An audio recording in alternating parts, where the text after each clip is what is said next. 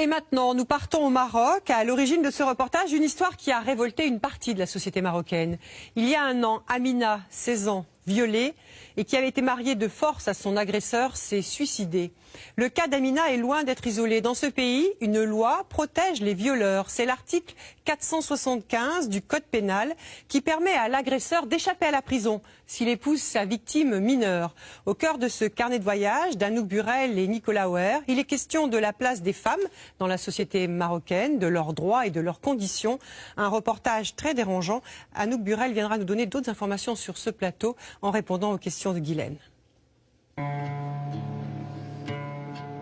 Je connaissais les mariages arrangés, les mariages forcés, mais les mariages entre une jeune fille violée et son violeur, je n'en avais jamais entendu parler. Comment un état de droit peut-il permettre cela? J'étais loin d'imaginer la réalité qui m'attendait. Nous avons rendez-vous dans un petit village du nord du Maroc. Une maison à l'écart, il n'y a pas le moindre voisin, mais on nous a demandé de rester discret. On ne sait jamais.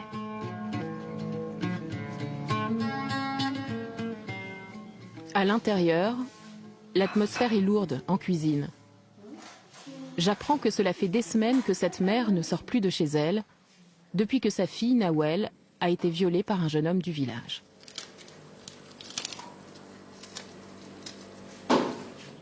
Quand elle m'a dit ça,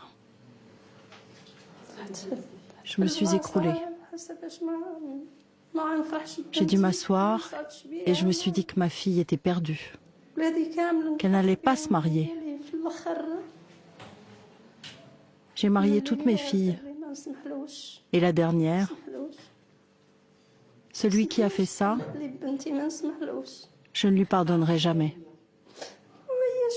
Qu'est-ce que je peux faire? Je ne peux plus rien pour elle. Quand j'entends ma mère dire ça, je me dis que oui, ma vie est perdue. Je n'ai plus aucun espoir. Tout ce que je veux, c'est qu'on me rende justice et qu'on le mette en prison. Moi, j'ai tout perdu. Même s'il va en prison, lui, un jour, il pourra se marier, refaire sa vie. Mais moi, j'ai plus rien.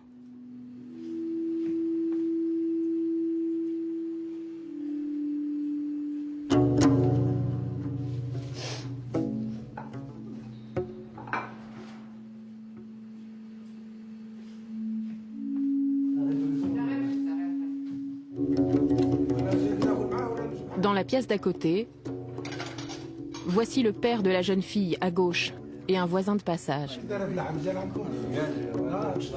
L'homme à la casquette ne sait pas ce qui s'est passé, mais le père lui a dit de rester. De toute façon, dans ces petits villages, on dit que tout finit toujours par se savoir un jour. On dirait que ce jour est arrivé. Allez, mange de la salade. Non, j'ai pas envie.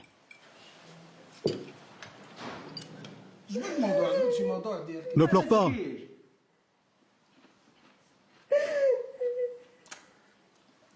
Pourquoi tu pleures? Pourquoi tu pleures? Ils sont là pour te filmer, pour que tu leur racontes tout. Pourquoi est-ce que tu pleures? Il faut leur dire ce qui t'est arrivé. C'est ma fille. Quoi, ta fille? Les criminels. Les criminels? Des criminels l'ont violée? C'est qui les criminels? Tu connais le type qui l'a violée? Non, qu'est-ce que j'en sais, moi? Mais ne pleure pas. Tu dois dire ce qui s'est passé. Mais tu sais, quand c'est ton enfant, c'est ton cœur qui saigne. Devant nous tous, Nawel raconte. Le jeune homme a 10 ans de plus qu'elle, il l'a invité à venir boire une limonade et chacun comprend ce qui s'est passé.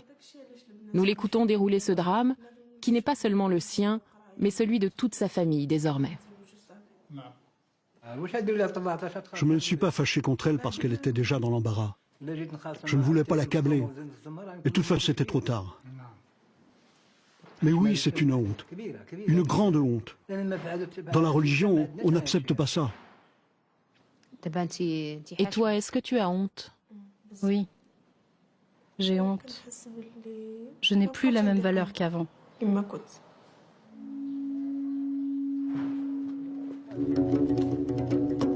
Le père de Nawel a décidé de porter plainte contre le violeur, c'est rare. Le vieil homme a du courage, d'autant que la famille du garçon est une riche famille du village. Mais lui veut défendre l'honneur de sa fille. Ça n'arrive pas souvent au Maroc. Il n'y a pas beaucoup de pères qui ont cette mentalité, qui sont éduqués. Par exemple, ma mère en est tombée malade et elle n'est pas allée à l'école. Mais mon père, il me comprend.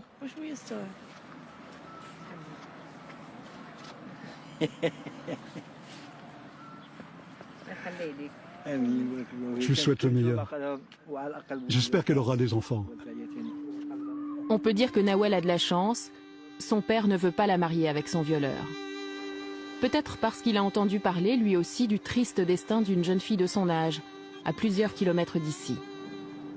Elle s'appelait Amina, elle a été violée, mariée à son violeur, et elle s'est suicidée 6 mois plus tard. Elle avait 16 ans, et voici son père, la scène.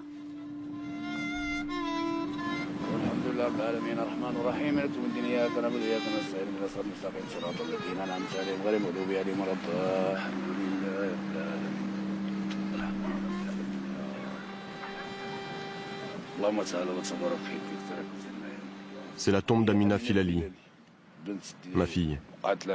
C'est elle qui a eu ce problème, qui s'est fait violer et qui se retrouve ici. Quand est-ce qu'elle est morte? C'était l'année dernière. Nous prions Dieu pour que justice soit faite. Je ne suis pas la première à rencontrer le père d'Amina. L'histoire a révolté une partie de la société marocaine. Toute la presse est venue au village. Mais ce jour-là, cela fait 1 an qu'Amina s'est suicidée. Voici sa mère, Zora. Ne pleure pas, ça suffit.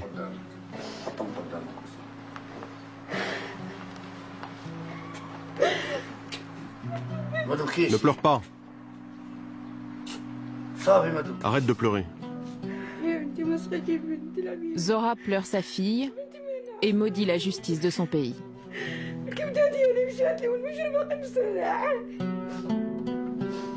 Mais quelque chose échappe à la raison dans l'histoire de sa fille. Après son viol et une plainte devant la justice, Amina a déclaré devant un juge vouloir se marier avec Mustapha, son violeur. En discutant, j'apprends que c'est sa mère qui a voulu qu'elle se marie. Je voulais la marier pour notre honneur. Je ne voulais pas que les gens se moquent de ma fille, qu'elle soit la risée du village. Et après ce viol, aucun homme n'aurait voulu d'elle. Moi, je pensais que ce type devait d'abord être puni par la loi. Parce que c'était un viol. Mais ma femme m'a dit non. Le juge a dit que si nous les marions, le problème sera réglé. J'ai dit, je suis pas d'accord. Mais elle m'a dit, écoute, si on ne marie pas la petite, tout le monde va se moquer de nous. Alors si t'es pas d'accord, c'est moi qui pars.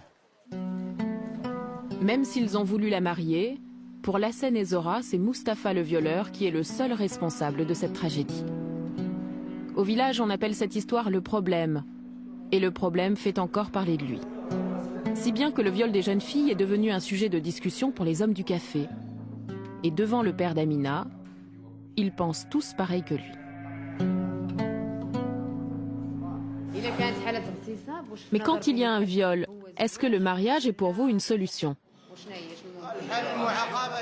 Non, la solution, c'est la punition. Le problème, c'est pas le mariage. Le problème, c'est que si tu fais ça, tu dois être puni par la loi. Tu dois d'abord être puni et après, on verra. Il ne peut pas la violer, l'agresser et ensuite l'épouser. Ce n'est pas ça la justice. On ne veut pas que ce soit les violeurs qui épousent les filles. On veut qu'elles épousent quelqu'un d'autre. Quelqu'un qui les aime et les respecte. Le jeune homme accusé du viol habite à quelques pas d'ici. Il est libre. Aucune charge n'a été retenue contre lui. Mais les hommes du café ne veulent plus lui parler désormais. Ah ouais, il passe devant nous comme si de rien n'était. Il se balade devant les gens et tout le monde sait ce qu'il a fait. Mais comme il n'a pas été puni par la loi, il est libre. Et pourrait même recommencer, puisqu'il n'a pas été puni. Il n'y a pas de loi, pas de justice. Quand je le vois comme ça, je me demande, mais où est la justice? Pourtant, ce n'est pas le juge, mais bien Amina et ses parents qui ont choisi le mariage. Alors que s'est-il passé? Nous partons chez le jeune homme accusé du viol à l'autre bout du village. Mais il ne veut pas nous parler, parce que les journalistes, dit-il, ne croient jamais sa version des faits. Non, moi je n'ai rien à vous dire. Il raconte qu'il n'y a jamais eu de viol, qu'il sortait avec Amina depuis longtemps. Sur le palier, son vieux père nous confie que pour lui, c'est la pression familiale qui aurait mené la jeune fille au suicide. Sa mère lui disait tout le temps « Ah ma fille, je ne voulais pas que tu te maries comme ça. Ah ma fille. » Et Amina en souffrait. Ça se voyait, ça la travaillait à l'intérieur. Et au lieu de la laisser tranquille après son mariage, sa mère lui mettait la pression encore et encore. Et jusqu'au jour où la petite s'est suicidée. Qui a tort, qui a raison, impossible de le savoir. Ces étranges mariages gardent leur part de mystère dans les villages. Tout le monde en parle, mais personne ne sait vraiment pourquoi Amina s'est suicidée.